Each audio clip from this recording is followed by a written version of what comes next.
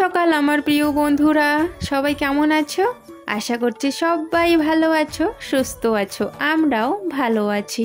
কোচবিহার জেলার ছোট্ট একটা গ্রাম থেকে আমি কৃষ্ণা আমার ব্লগ চ্যানেলে তোমাদেরকে অনেক অনেক স্বাগত আর আমার অনেক অনেক ভালোবাসা। রান্নাঘরের জানলা দুটো খুলে দিয়ে রান্নাঘরটা একটু ঝাড় দিয়ে দিলাম। তারপরে দেখো গ্যাসে কিন্তু আমি রান্না করি না সেরকম, তবে হ্যাঁ সকালবেলা প্রত্যেক দিন গ্যাসটা আমি কিন্তু মুছে থাকি, তো সেই জন্যে দেখো গ্যাসটা একটু মুছে নিচ্ছি। আর আজকে জানো তো গ্যাসের টেবিলের নিচে না একটু লবণ পড়েছিল কালকে আর কি, তো আজকে দেখি ওই জায়গাটা একদম জল জল হয়ে আছে কেমন জানি, তো নিচটা একটু ভালো করে মুছে নিলাম আর কি শুকনো কাপড় দিয়ে। তো যাই হোক, আমাদের এখন কিন্তু সবার ব্রাশ করা হয়ে গেছে, তো এখন চাটা বানিয়ে নিচ্ছি। 5 টাকার দুধ এনে চাটা সবাই মিলে খেয়ে তারপরে আমি বাকি কাজগুলো শুরু করব। আর চাটা খাওয়ার পর গিয়ে কিন্তু আমি আজকে বাসনগুলো মাজবো। বাসনগুলো আমি কলে পাড়ে রেখে দিয়েছি, বাসন এখনও কিন্তু মাজিনি। চাটা খাওয়ার পর দেখো এখন কলে পাড়ে চলে আসলাম। 4 বাসন আর কালকের রাতের বাসন দুটোই একসাথে মেজে নিচ্ছি। বাসনগুলো মাজতে মাজতে চলো তোমাদের সুন্দর সুন্দর কমেন্টের উত্তরগুলো দিয়ে ফেলি। সাবিয়া বলেছ যে বৌদি তোমার ক্যামেরাম্যানকে একটু বলবেন, তো আমার ক্যামেরাম্যান কেউ নেই, আমি স্ট্যান্ডে রেখেই কিন্তু কাজগুলো করি, আর মাঝে সাঝে আমার ছেলে বা মেয়ে ধরে দেয় ফোনটা। আর পরের কমেন্টটি আমির দে, আমি আসাম থেকে দেখছি, সত্যি খুব সুন্দর হয়েছে, আর আমি ভগবানের কাছে প্রার্থনা করব যে তুমি যাতে তাড়াতাড়ি সুস্থ হয়ে ওঠো। তো ধন্যবাদ গো, সবাইকে ধন্যবাদ তোমরা যারা আমার জন্য আর কি ভগবানের কাছে প্রার্থনা করছো যে আমি যাতে তাড়াতাড়ি সুস্থ হয়ে যাই, তার জন্য অসংখ্য অসংখ্য ধন্যবাদ তোমাদের সবাইকে আমাকে এতটা ভালোবাসা দেওয়ার জন্য। আর হ্যাঁ বন্ধুরা, তোমরা যারা চাইছো আমার ভিডিওতে তোমাদের নামগুলো যাতে আমি নেই, তাহলে তোমরা একটু কমেন্টে তোমাদের নামগুলো লিখে দাও, আমি পরের ব্লগে তোমাদের নামগুলো নিয়ে নেব। আর তোমাদের কাছে অনুরোধ রইল সম্পূর্ণ ভিডিওটা দেখার জন্য, স্কিপ না করে।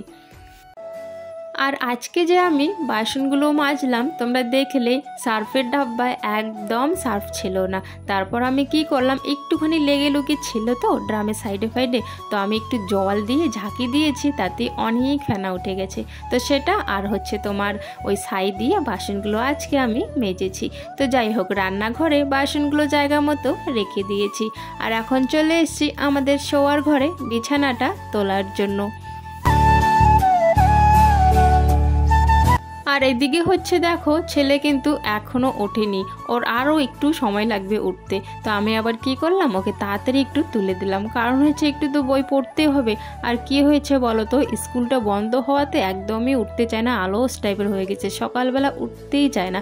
তো আমি বিছানাটা এদিকে গোছগাছ করে নিলাম, ওর জামাটা রেডি করে ওকে জোর করে তুলে দিলাম যে অনেকটা বেলা হয়ে গেছে, এখন উঠে পড়। তো যাই হোক, এদিকেও এখন ও উঠে পড়েছে, জামাটা পরিয়ে ওকে একটু সরিয়ে দেবো, তারপরে বিছানাটা ঠিক করব। আর কয়েকটা চাদর যে দেখলে তোমরা ভাঁজ করছিলাম, সেগুলো না মাঝে সাঝে না গায়ে দেওয়ার জন্য লাগে, মাঝ রাতে করে কিন্তু লাগে, কিছু একটা গায়ে না দিলে না ঘুম আসে না ঠিক করে। তো সেই জন্যই আর কি এই 4-5টা আমরা চাদর নেই, আর 2-3টে চাদর তো তোমার ওই সাইডে ফাইডে দিতেই যায়, মশারির সাইডে দিতে যায়, আর 2-1টা চাদর থাকে সেটা আমরা গায়ে দিই। বিছানাটা ঝাড়ার পর মাদুরটা আবার জায়গা মতো ভালো করে বিছিয়ে নিলাম, তারপরে আমি কিন্তু চানটাও করে নেব। এখন তো স্কুল খুলেই যাচ্ছে, এখন না সকালবেলা করে অনেকটাই চাপ হয়ে যাবে আমার, কারণ দুজনে যেহেতু খেয়ে যাবে, আগে আমার রান্না বান্নাটা করেই সেরে রাখতে হবে, তারপরে বাকি কাজগুলো আস্তে আস্তে করতে হবে। এই যে স্কুল খুলেছে, বাচ্চাদের তো ভাগদৌড় আছে, সাথে কিন্তু মায়েরাও কিন্তু মানে ভাগদৌড় ওদের সাথে সাথে করতে হয়।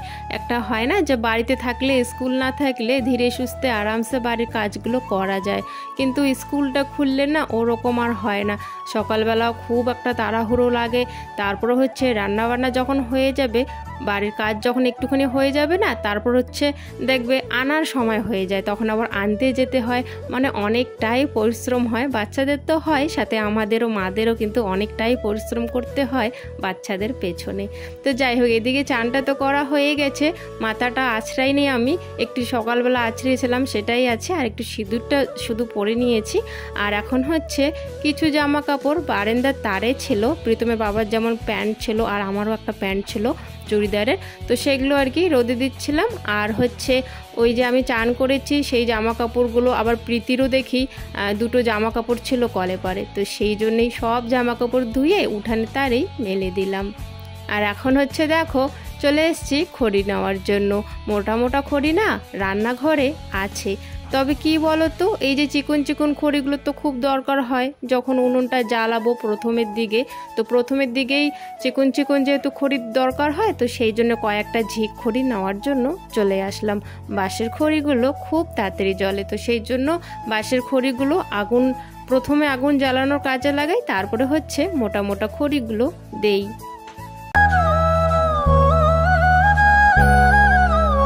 এই যে আগুন জ্বালানোর জন্য কয়েকটা চিকন চিকন খড়ি নিয়ে নিলাম, কিন্তু যখন আমি খড়ি নিতে যাই তারপরে হচ্ছে উনুনটা তো জ্বালাই, তারপরে গিয়ে আমি না ওই যে সুপারির যে পাতাগুলো আছে, তো যখন আমরা ধান সেদ্ধ করেছিলাম তখন কিন্তু কিছু সুপারির পাতা আর কি শুকিয়ে রাখা হয়েছিল, তো এখন দেখছি সুপারি পাতাগুলো না একদম মানে ড্যাম ধরে গেছে, মানে ভিজে ভিজা ভাব আর কি হয়ে গেছে, যেহেতু কয়েকদিন ধরে বৃষ্টি পড়ছে সেই জন্য। তো কি ভাবছি বলো তো, এই যে বড় মানে অনেকগুলো আছে, বড় একটা বোঝা আছে আর কি ওই সুপারি গাছের পাতার, তো ভাবছি এগুলো দিয়ে আজকে রান্নাগুলো করে ফেলি, তারপরে হচ্ছে খড়ি তো আছে, পরে খড়িগুলো কাজে লাগাবো। তো তাই জন্য আজকে কিন্তু আমি ওই যে তোমার ওই সুপারির যে পাতাগুলো আছে ছাত্তাগুলো আর কি, সেগুলো দিয়ে আজকে রান্নাবান্নাটা আমি করেছি। আর একটু পর পর হচ্ছে নিভে যাচ্ছিলো, বারবার হচ্ছে ফু দিয়ে দিয়ে জ্বালাচ্ছিলাম, একটু সমস্যা হচ্ছিল, তবে কি করব বলো, যেহেতু আমরা এত কষ্ট করে কেটে রেখেছি, তো সেগুলো তো এখন রান্নার কাজে লাগাতেই হবে। আর গ্যাস তো আছে দুধ গরম করার জন্য, আর হচ্ছে সুপারি পাতা দিয়ে যদি আমি দুধ গরম করি না, তাহলে কি হয় বলো তো, উড়ে উড়ে ছাইগুলো গিয়ে না দুধে পড়ে, তো সেই জন্য এখন আর উনুনে দুধটা গরম করি না। এই যে ট্যাঙ্কিটা হচ্ছে ওইদিকে, আগে হচ্ছে চালের ট্যাঙ্কিটা এখানে ছিল, তো বৃষ্টি পড়লে হচ্ছে উপর দিক দিয়ে জল পড়ে, আর মানে ট্যাঙ্কিটা ভিজে যায়, একদম জঙ্কার ধরে যায়, কেমন যেন হয়ে যায় নোংরা, তো সেই জন্য আর কি এখন এখান থেকে সরিয়ে এখানে আর কি বসানো হবে, এই সাইডে জল পড়ে না। আর এখানে শিলবাটা ছিল, শিলবাটাটা হচ্ছে এখানে রাখা হবে।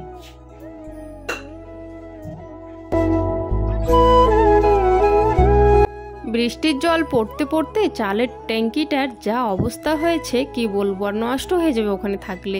তো প্রীতমের বাবা বললো না আজকে ট্যাঙ্কিটা আমি সরিয়েই দিই, তো ওইদিকে দেখো প্রীতমের বাবা ট্যাঙ্কিটা সরাবে সেই ব্যবস্থায় করছে, জায়গাটা ভালো করছে ওইদিকে, আর আমি হচ্ছে এইদিকে রান্নাটা করে নিচ্ছি। আর এই যে দেখো বারবার উনুনটা নিভে নিভে যাচ্ছিল, আর আমি কাজের ফাঁকে ফাঁকে উনুনটা এইভাবে ফু দিয়ে দিয়ে জ্বালাচ্ছিলাম।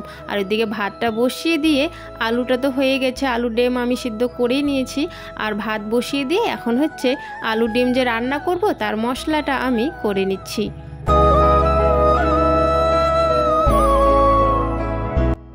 জানো তো আগে যখন আমাদের খড়ি ছিল না, এই যে সুপারির ছাত্তাগুলো যে দেখো তোমরা, সুপারির পাতাগুলো যে বড় বড় একদম পড়ে যায়, তো সেগুলো দিয়ে কিন্তু আগে রান্নাবান্না আমি করতাম, আর অনেকটাই কষ্ট হতো গো সুপারির পাতা দিয়ে রান্না করতে। তো তবে এখন হচ্ছে অতটাও করি না, মাঝে সাঝে করি সুপারি পাতা দিয়ে রান্না, তবে এখন খড়ি আছে যেহেতু খড়ি দিয়ে রান্নাটা করি বেশি। কি করব বলো, বর্ষাকালে তো সেরকম আমাদের কাজ থাকে না, তো সেরকম হাতে না টাকাও থাকে না, তখন ওই যে খড়ি ঘরে না থাকলে সুপারির পাতাগুলো আমি আর কি আগের থেকে শুকিয়ে শুকিয়ে রাখতাম রোদে, আর বর্ষাকালে সেগুলো দিয়েই কিন্তু আমি রান্না বান্না করে রাখতাম। তো যাই হোক, এদিকে দেখো আমি ডিমটা রান্না করব, তাই মশলা দিয়ে আলুটা একটু মাখা মাখা করে নিচ্ছি, ভাজা করে নিয়ে তারপরে হচ্ছে জল দিয়ে দিলাম, যখন জালটা উঠে গেছে তখন ডিমগুলো দিয়ে নামিয়ে ফেলেছি, আর রান্না বান্না কিন্তু হয়ে গেছে, খাওয়া দাওয়াও কিন্তু হয়ে গেছে, আজকে না একটু ব্যাংকে যাব। তো সেই জন্য না একটু তাড়াহুড়ো আমার ছিল, খাওয়া দাওয়াটা আর তোমাদের সাথে শেয়ার করতে পারলাম না। আমরা যে এখানে খেয়েছি তো সেই জায়গাটায় আমি এখন লেপে নিচ্ছি একটু জল দিয়ে। তারপরে হচ্ছে তাড়াহুড়ো করে আবার রেডি হয়ে যেতে হবে আমাকে ব্যাংকে।